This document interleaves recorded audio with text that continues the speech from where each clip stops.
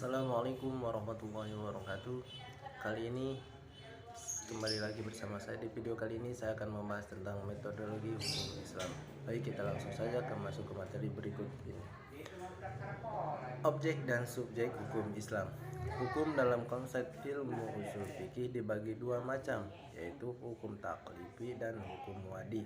Secara terminologi, hukum adalah kitab Allah yang berhubungan dengan perbuatan mukallaf dalam bentuk al-ibtida, al-takhir, al-wadi. Yang dimaksud dengan kitab adalah firman Allah yang berupa perintah atau larangan-larangan. Zuhaya S. Prajaya menyebut kitab sebagai al-muqaddibih, yakni produk dari kitab yang berupa perbuatan hukum. Zuhaya S. Praja juga mengatakan bahwa yang dimaksud dengan al-itikah imperatif ialah tuntunan untuk melakukan sesuatu perbuatan atau untuk tidak melakukan suatu perbuatan. Jika tidak dilaksanakan akan mendapat dosa dan siksa, disebut dengan wajib. Sedangkan tuntunan yang harus ditinggalkan jika dilakukan akan berdosa dan mendapatkan sisa disebut dengan haram.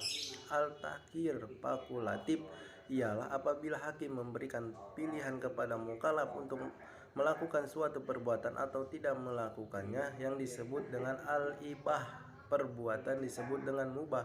Ada beberapa hukum taklifi, yaitu: satu, ijab, yaitu firman yang menuntun suatu perbuatan dengan tuntunan yang pasti. Dua, naf, yaitu firman Allah yang menuntun suatu perbuatan dengan tuntunan yang tidak pasti. Menurut ulama Hanafiyah, hukum taklifi dibagi menjadi 7, yaitu fardu, wajib, tahrim, karabah, tahrim, karaha, tazih, naf, dan ibah. Menurut ulama Hanafiyah, jika suatu perintah didasarkan pada dalil yang pasti seperti Al-Quran, hadis mutawir, perintah itu disebut dengan perintah fardu. Akan tetapi jika perintah itu berdasarkan pada dalil yang zani, perintah itu dinamakan wajib. Demikian pula halnya dengan larangan. Jika larangan itu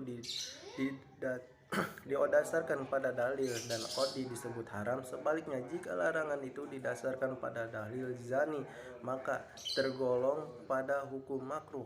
5 atau 7 jenis hukum tersebut dinamakan dengan taklifiyah, yang artinya tuntunan atau memberi beban. Taklifi disebut pula sebagai jenis perbuatan hukum.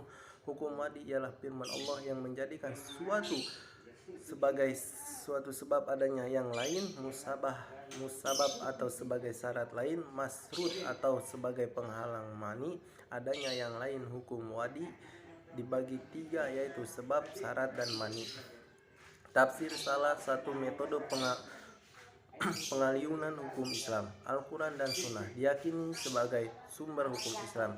Kemudian nas-nas yang terkandung di dalamnya ditunjukkan untuk mukallaf. Maka untuk mempermudah pelaksanaan hukum yang dimaksud, upaya ulama di bidang usul fikih dan di bidang fikih mulai menggunakan pendekatan rasio dalam menggali makna dan maksud yang dikandung oleh kedua sumber hukum tersebut. Meskipun nas Al-Quran dan Sunnah telah mukamah, campur tangan akal tidak dapat diletakkan Al-Quran sebagai sumber hukum Islam. Ada kalanya ayat-ayat tersebut saling menafsirkan karena adanya musabah al-ayah, tetapi tidak jarang ayat-ayat tersebut membutuhkan hadis untuk menjelaskan atau melalui pendekatan ijtihad yang sepenuhnya menggunakan rasio munasabah.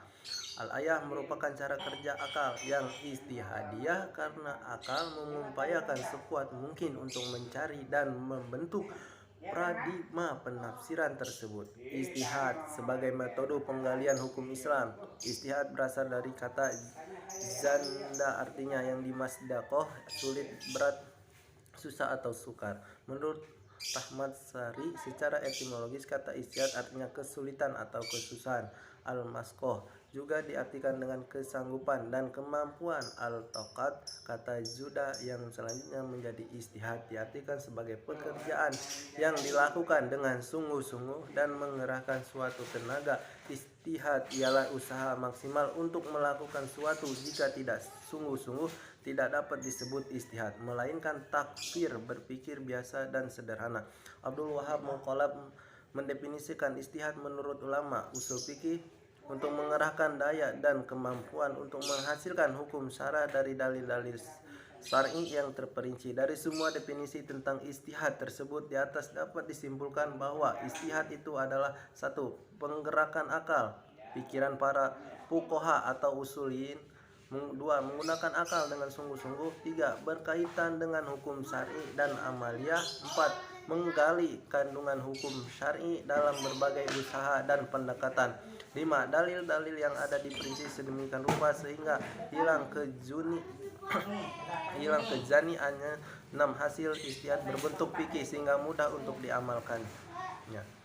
Sekian dari video kali ini bersama saya. Terima kasih. Wabillahi taufiq wal hidayah. Wassalamualaikum warahmatullahi wabarakatuh.